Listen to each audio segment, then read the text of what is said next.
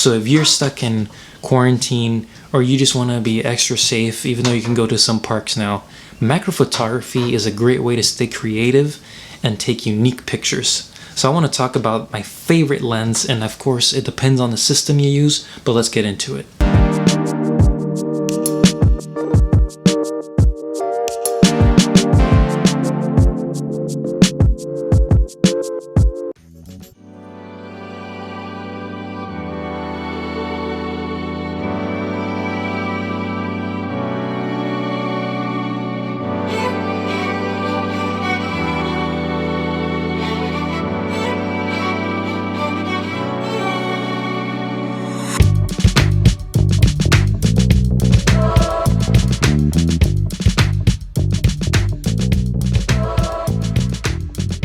So I've been a bit slow on bringing out more content, but I mean, things are crazy right now, and I'm just happy to be at home, safe, and have the chance to make this video today, now that I have a bit more time.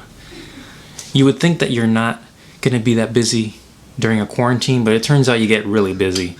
And I'm sure lots of you out there are working hard and doing your best to stay afloat, so I hope you're all doing well. On the photography side, it's been hard. I mean, for several weeks, we weren't able to go out and walk, enjoy a park, go to the beach, all for safety, of course. But on the photography end, I mean, that limits us a lot. But it also challenges us to be more creative.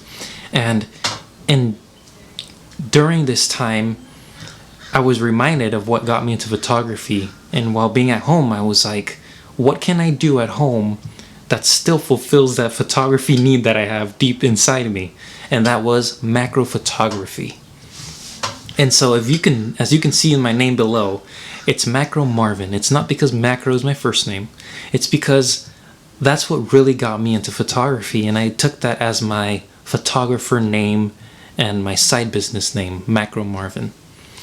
And I remember when I was younger, things that would fascinate me about photography was the minute details in things, looking at things in different perspectives, super close up. On a leaf you might see like those super small veins on the leaf. On a watch or a ring, those very fine details in jewelry, a whisker of a cat, fur, things that look ordinary because we're used to the way we look at things with our eyes. A macro lens augments and makes unique. You can make landscapes. There's tons of Instagram pages that I love, Japanese one in particular that I'll link up above, that creates scenarios and sceneries with little characters out of nothing. Everything's miniature, everything's on a plate, and that macro lens makes it focus on that, and it makes its own scene without having to go outside. Now, I know each brand has their own, but I'm going to talk about Sony because that's the brand I use and I'm most comfortable with. And so we're talking about the 90mm 2.8 G lens from Sony. And this is a lens that I, for a long time, held back on getting. Even though macro photography is my favorite type of photography and it's what got me into it, a macro lens is a very specialized lens.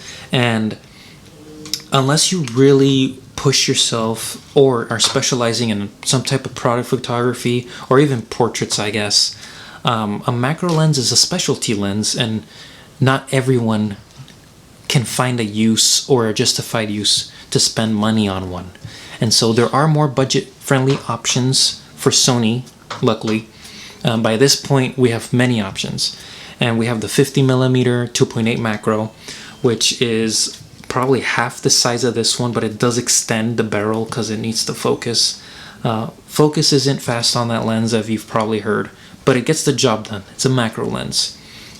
Your other budget option is to use the APS-C 30mm 3.5, which I've used and I've owned, and that's a great lens. There's one problem with both of these lenses, and that is the minimum focus distance from the lens to the object. Many times we're talking about 5 inches, 6 inches, which you have to get like this close to a subject. A longer focal length enables you to get farther away and still get that micro shot.